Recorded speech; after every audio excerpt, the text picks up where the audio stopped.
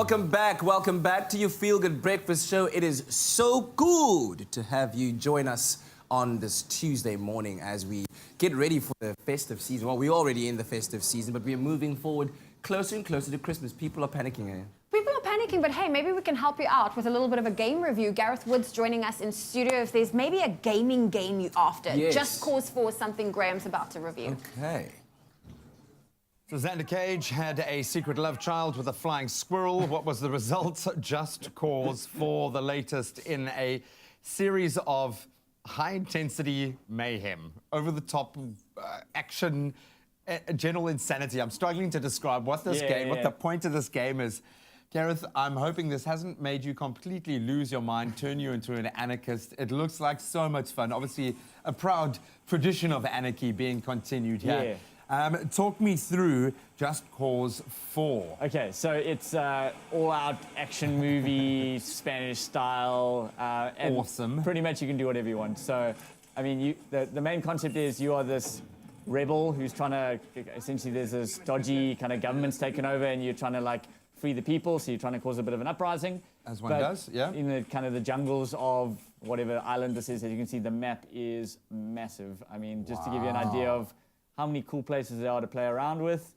And the premise on this particular one is that the bad dudes have got this weather machine, and it's got this massive kind of hurricane that's circling through the island, wreaking havoc.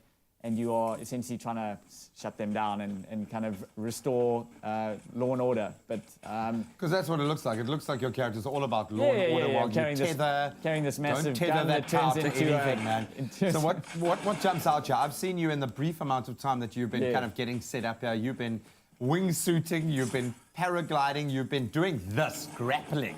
Which looks like, and you've been attaching balloons to unsuspected. So I'll show you some of them. What's cool is like you can pretty much do whatever you want. You get all sorts of different abilities. Some of the stuff I've unlocked so far. You obviously got your signature grapple, which allows me to group up to areas, and then I can jump, kind of like a mini sort of Spider-Man, maybe not as fluid. But then you've also got your instantly activating parachute, which is really cool. You've got your wingsuit, which let's see if I can get right this time. Come on, get it right, dude. Come on. Not quite. You nailed it. Nailed it. But yeah, essentially, you can, using all these kind of tricks to your advantage, you can do pretty much anything you want. You've also got, let's see if I can find some vehicles. That's always fun. I mean, how do you approach a game like this? Because it must be distracting. You must... Like, the danger here to just get lost on a tangent. Like, from the limited amount of time that you've played the game already, is it satisfying in terms of the broader objectives of the game? Or is it all just in this madness and mayhem, this free space to play? You still have a game that you're trying to complete here. So it's still got missions and you've got objectives to complete. But at the same time, the fact that you can pretty much do anything does... Heck, I can even go for a swim. I was going to ask, is that the one thing you can't do? You're going down, buddy. Mine. Oh, my word. Who is it for?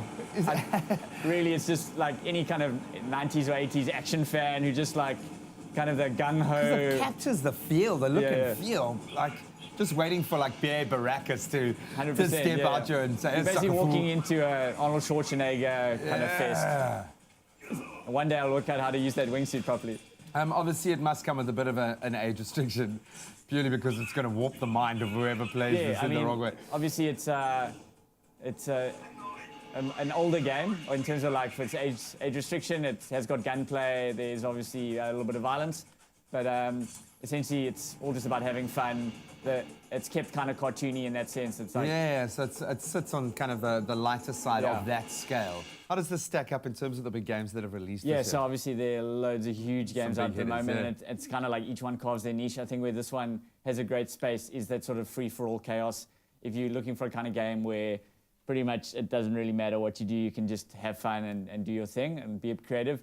In fact, if you go on the internet and search some of the clips of some of the stuff guys have done, tethering two planes together as they fly past each other and they start spinning around, all sorts of crazy stuff you can do. I just feel sorry for the livestock in this. I feel sorry for the livestock. Now, it looks like a lot of fun, buddy, and I think the perfect kind of stocking filler or main feature event for a present this year, because it does look like one of those that you could kind of lose yourself in for hours. don't know where you find the time, buddy. Yeah, geez, tell me about it. Tough job, tough job.